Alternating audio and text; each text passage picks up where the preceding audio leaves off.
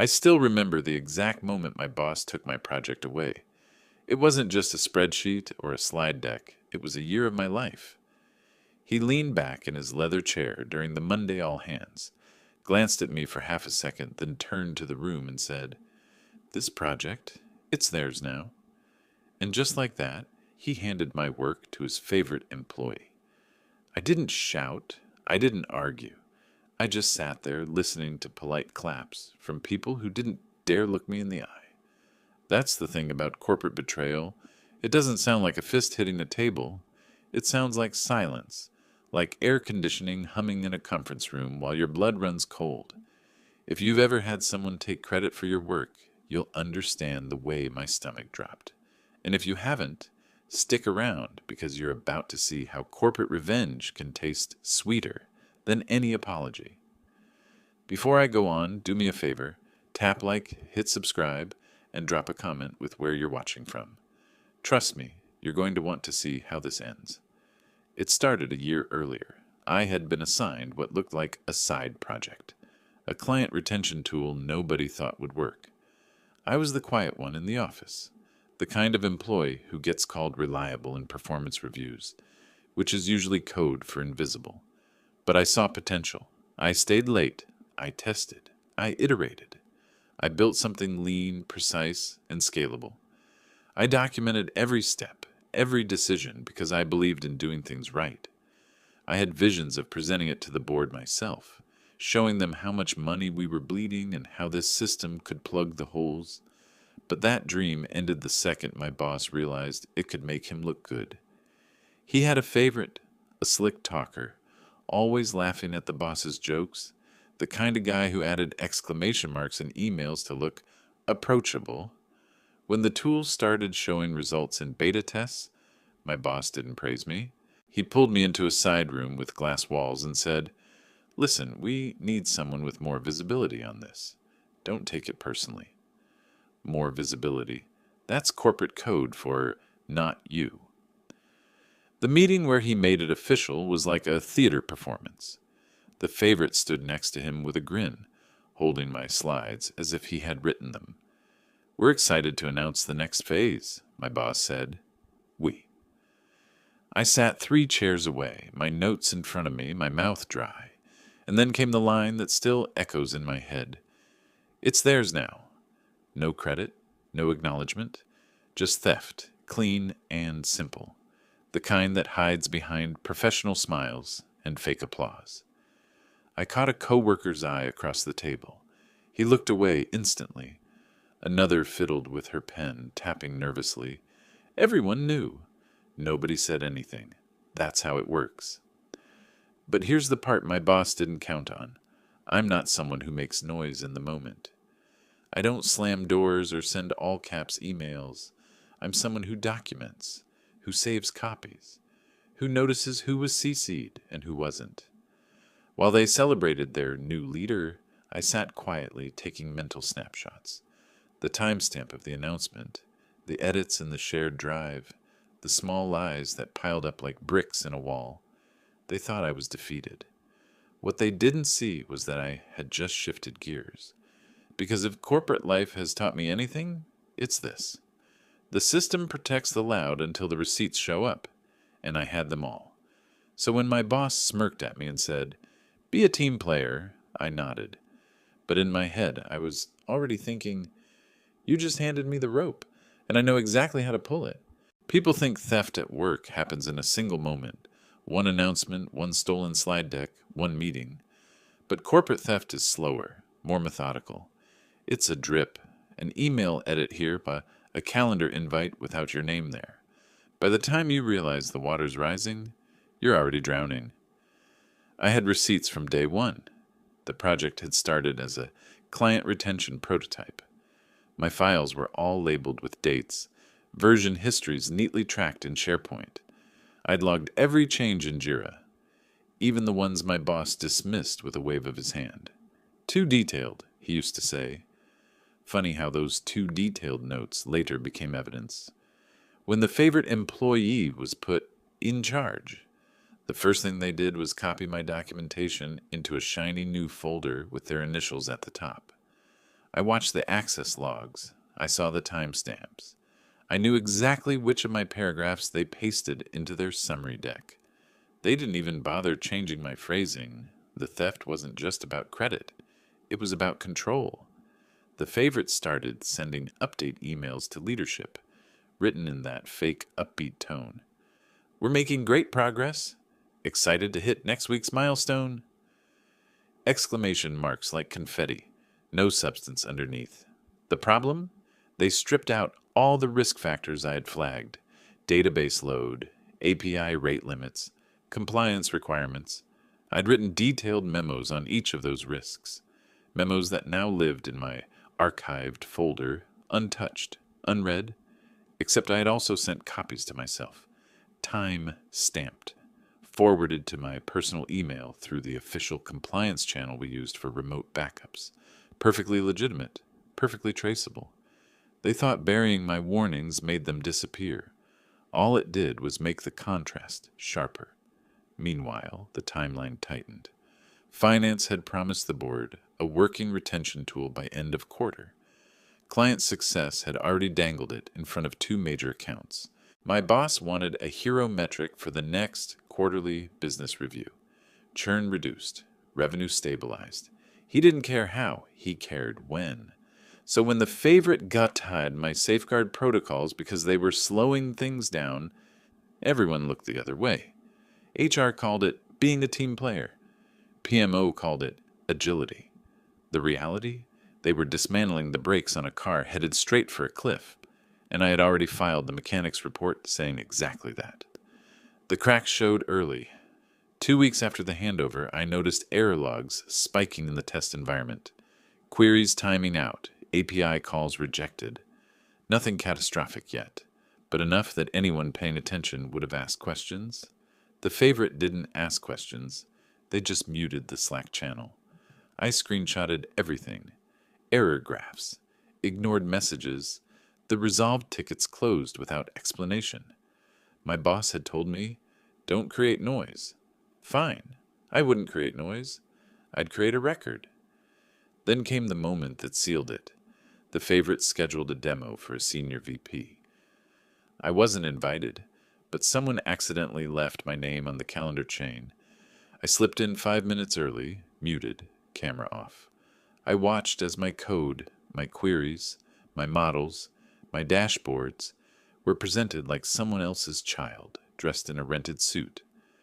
I listened as the favorite explained concepts they didn't understand, waving hands vaguely at metrics they couldn't define. The VP asked one question about data integrity, silence, then stammering. Then my boss jumped in with a confident laugh.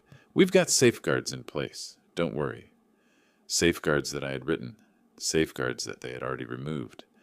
That's when I realized they weren't just stealing my work, they were gambling with my reputation. Because when this thing collapsed, and it would, they'd need someone to blame, and I was the perfect target. So I doubled down. I created a private chronological log. Every warning, every memo, every error ignored. I cross-referenced it with calendar invites and email threads. I kept it clean, factual, emotionless, not a diary, a dossier.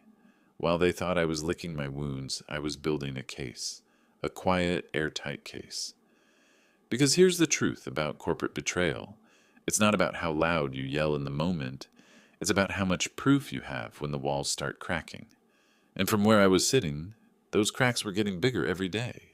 Corporate lies don't start with big speeches. They start with small edits.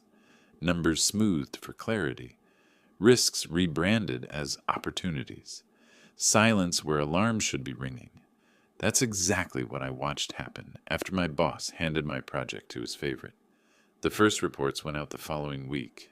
The favorite sent a glossy slide deck to leadership, all branded in company colors, with a title so generic it could have belonged to anyone. Client Retention Progress Update. I opened it and almost laughed. The graphs were mine. The queries were mine. But the risk metrics I'd spent weeks perfecting, metrics that showed how fragile the system still was, were stripped out completely. In their place, a cheerful green checkmark, on track. The same system that was already spitting out red error logs like a warning siren was now being pitched as flawless. Finance loved it. The board had been nervous about churn for months, and now here was a shiny solution with 0 blockers and 95% stability. Nobody wanted to dig deeper. They just wanted something they could copy-paste into the quarterly business review. When I raised concerns quietly to my boss, he smiled in that patronizing way that makes you want to bite through your own tongue. "We don't need to scare people with details," he said. "Let's keep the messaging positive." Positive. Another corporate word for lie. But politics doesn't just live in PowerPoint, it lives in whispers. Suddenly, HR was checking in with me more often. They told me I needed to support the team and not be territorial about my work. The implication was clear. If I pushed too hard, I would look like the problem. Meanwhile, the favorite had started rewriting my technical docs. My bulletproof, version-controlled documentation was being gutted and rephrased with buzzwords.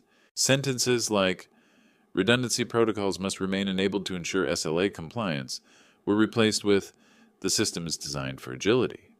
Agility doesn't stop a server from crashing." But here's the thing. I didn't fight the edits. I let them happen. I let them scrub my warnings from the main files, because I had already started seeding the originals in places they couldn't erase. I attached my memos as background notes in Jira tickets, which auto-stamped my name and time. I CC'd compliance officers on clarification emails, framing my warnings as polite questions. I uploaded versions of my risk models to the internal archive that logged every change against my ID. In other words, every time they tried to polish away the truth, I made sure the scratches showed through under the light. The human drama made it even clearer. One day a junior developer pulled me aside. She whispered that the favorite had deleted her test results because they showed a performance dip. "He told me to run them again until the numbers looked better," she said, biting her lip.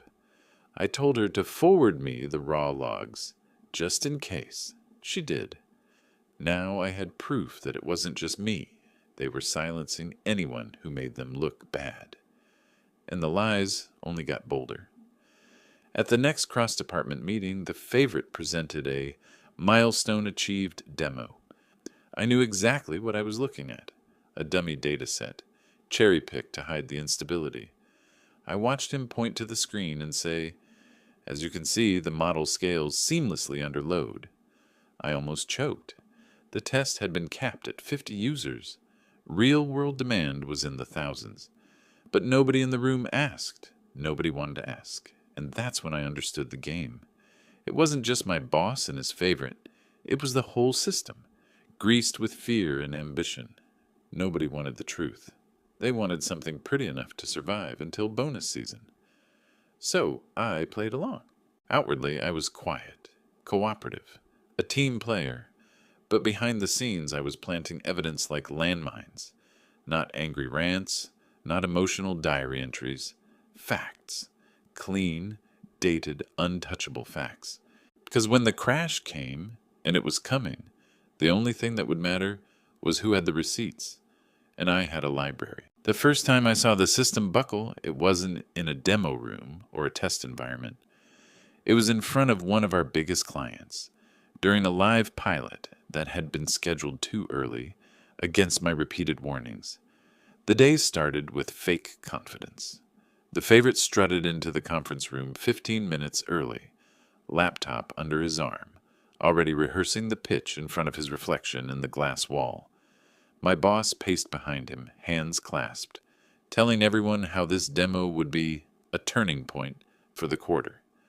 Meanwhile, I sat at the edge of the table, invited only as support staff, not the architect of the system, not the person who had built the entire foundation, just an extra set of eyes in case something minor came up.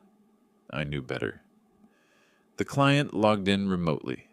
Senior stakeholders, people who had the power to make or break multi-million-dollar renewals. They smiled politely at the introduction, nodded through the slide deck, and then asked the only question that mattered. "Can we see it running live?" The favorite's smile flickered for a second, but he clicked confidently. The dashboard appeared, bright and glossy. Colored bars filled across the screen. For about 30 seconds, it looked flawless. Then the numbers froze. 1 second, 2. Then the loading spinner appeared. The favorite laughed nervously. Just a refresh. He clicked again. Nothing. I glanced at the error log window I had running quietly on my own machine. The same pattern I had warned about. API rate limit exceeded. Server calls queuing with no failsafe. A cascading stall. Exactly what I'd said would happen if they stripped out my safeguards. The client lead frowned. Why is it timing out? My boss leaned forward with that fake confidence he wore like armor. It's a vendor issue, he said smoothly. We're in the middle of an update cycle. That was a lie. I knew it. The logs knew it. And worse, they knew it. I had documented that this exact load scenario would fail. I had scheduled regression tests. I had logged them in Jira, time-stamped and assigned. The tests had been canceled by the favorite 2 weeks earlier, marked not needed. And now the cracks were on display for the entire client team. The silence stretched. The client politely said they'd review internally and disconnected early. The moment the call ended, the room erupted.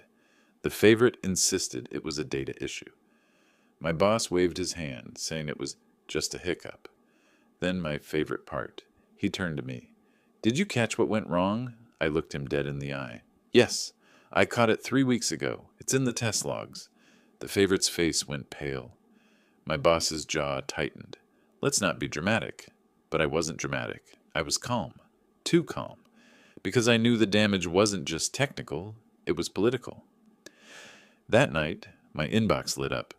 A compliance officer who had been CC'd on one of my background emails reached out quietly. Can you send me the full test chronology? I didn't hesitate. I forwarded the entire chain. Error graphs, Jira tickets, my risk memos, all clean, factual, time-stamped. No adjectives, no accusations, just the truth. The next morning, a senior manager from Client Success called me directly. She asked if the safeguards I had recommended would have prevented the outage. Yes, I said simply. She didn't say much after that, but I heard the click of her keyboard as she typed notes. By the end of the week, the whispers had started. Not about the favorite, not yet, but about the system itself. People in finance were nervous. People in compliance were asking questions. And while my boss still strutted through hallways like nothing was wrong, I knew something he didn't. The moment you involve a client, the clock starts ticking. There's no burying it, no renaming the problem agility. Contracts have penalties. SLAs have teeth. And once the client starts asking, leadership has no choice but to turn their eyes inward, which meant for the first time they were looking exactly where I wanted them to.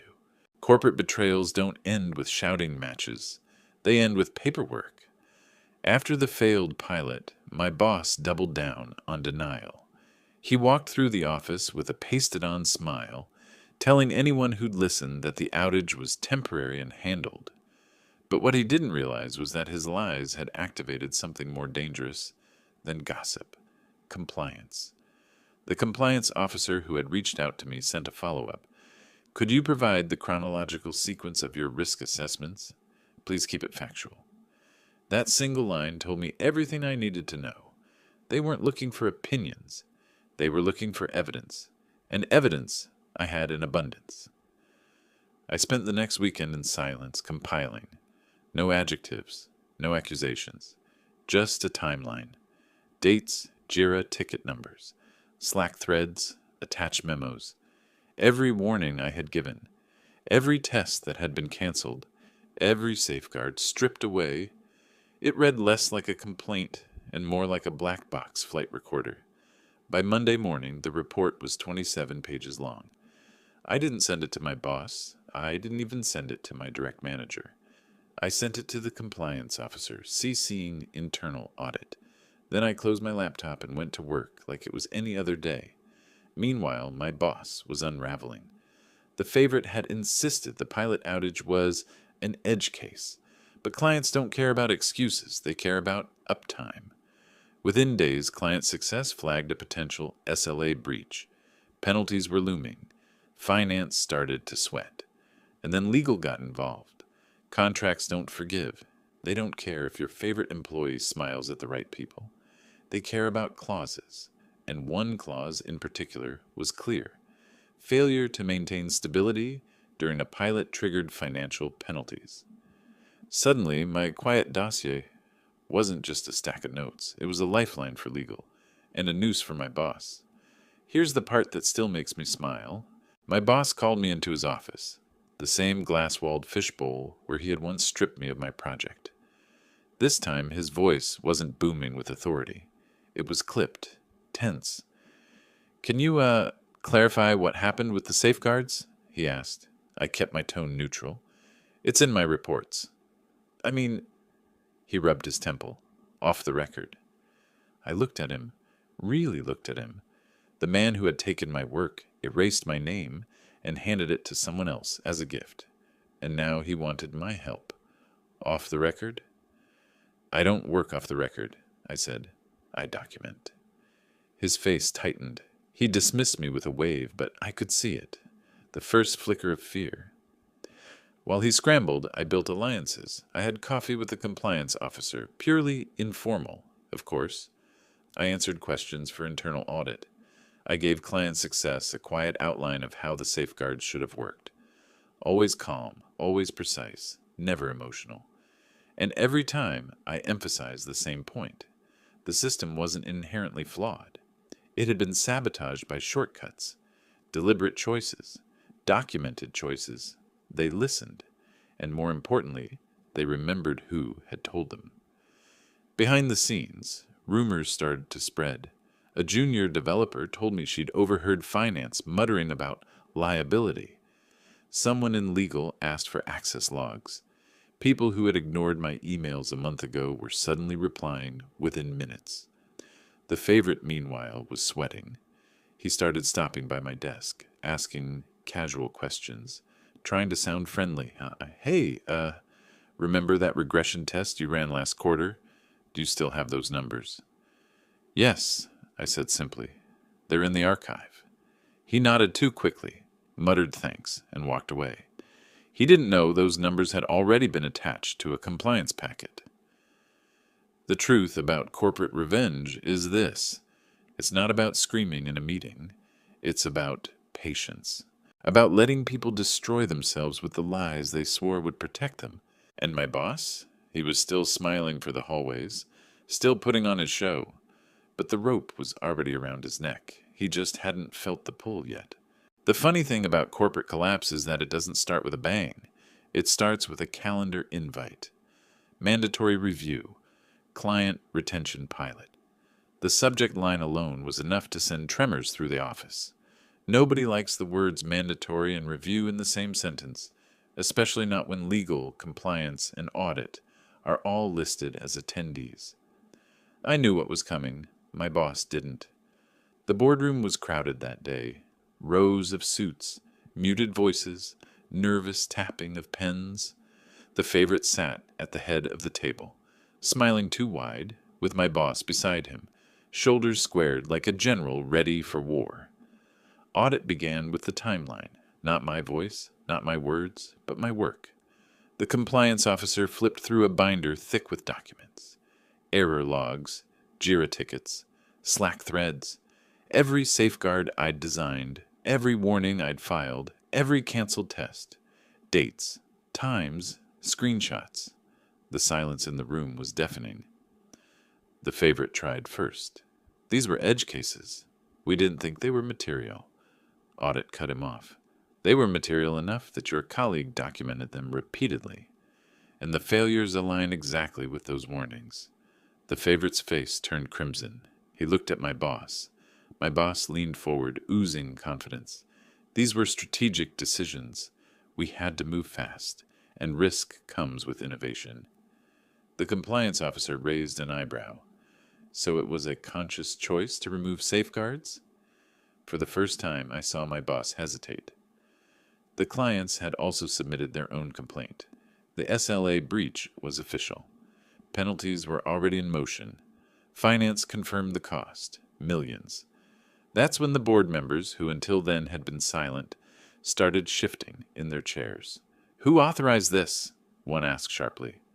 My boss opened his mouth. But before he could speak, Audit clicked to the next slide. An email chain appeared on the screen. My boss's initials. His approval of the strip safeguards. His direct response, "Do it. Don't waste time on unnecessary protocols." Pinned, dated, undeniable. The room went still. It didn't explode right there. That's not how corporations work. Instead, it fractured in silence. Notes were taken. Board members whispered to each other. Legal scribbled furiously, and then came the phrase that sealed it. "Effective immediately, you are removed from decision-making authority, pending investigation." My boss's face drained of color. The favorite tried to protest, but it was useless. He was placed on administrative leave, the corporate term for exile before the fall. The meeting ended with a question that caught even me off guard. "Can you stabilize this?" All eyes turned to me, not the boss, not the favorite. Me, the person they'd sidelined, erased, told to be a team player. I kept my face neutral, but inside I felt the tide turn. "Yes," I said simply, "if the safeguards are reinstated." The board member nodded slowly. "Work with compliance. You'll have the resources you need." My boss opened his mouth to object, but no one was listening anymore. When I left the room, the hallway felt different. People who had avoided my eyes for months now nodded at me. Quiet respect, quiet relief. And my boss? He stayed behind in that boardroom, his empire crumbling around him. The rope had tightened, and I wasn't even the one pulling. The morning after the board review, my inbox was full. Compliance, legal, client, success. Even a senior VP who had never spoken to me directly before. All of them wanted one thing, stability. But here's the thing about leverage, it doesn't come twice. You either use it when it lands, or you lose it forever. So I didn't walk back in as the same employee who had been told to be a team player. I walked back in with a list. First, I drafted a proposal, not a begging email, not a half-hearted PowerPoint, a contract. If they wanted me to salvage the program, I wouldn't do it as an anonymous cog. I would do it as an external partner, consultant, separate entity. My own name on the paperwork, with full authority over release decisions. Second, I demanded safeguards, non-negotiable. No more stripped protocols, no more skipped regression tests. If leadership wanted deliverables, they would follow the processes I designed. Every deviation had to be documented and approved in writing. Third, I made it clear I wasn't doing this alone. The junior developers who had been silenced, the analysts ignored, they were coming with me, and their promotions would be locked before I touched a line of code. I walked into the follow-up meeting with legal and compliance. My boss wasn't there, suspended pending investigation. The favorite wasn't there either, already on leave. It was just me and the people who now needed me more than I needed them. I slid the contract across the table. "These are my terms," I said. Calm, flat, not a threat, a condition. They read it. The silence stretched. Then one of the compliance officers actually smiled. "This is thorough," she said. "It's how the system should have been run from the start," I replied. By the end of the week, it was signed. I was no longer just an employee. I was a partner. With that authority, I went back into the wreckage they had created. Servers misconfigured, protocols ripped out, documentation gutted. It was like walking into a house where someone had torn down the fire alarms and lit candles everywhere. I rebuilt the safeguards one by one. Redundancy protocols, load balancing, automated regression tests. Not glamorous work, but the kind that keeps systems alive when the spotlight fades. Within weeks, the system was stable again. Error logs dropped. Clients noticed the difference almost immediately. One even sent a note directly to the board. Thank you for resolving this so quickly.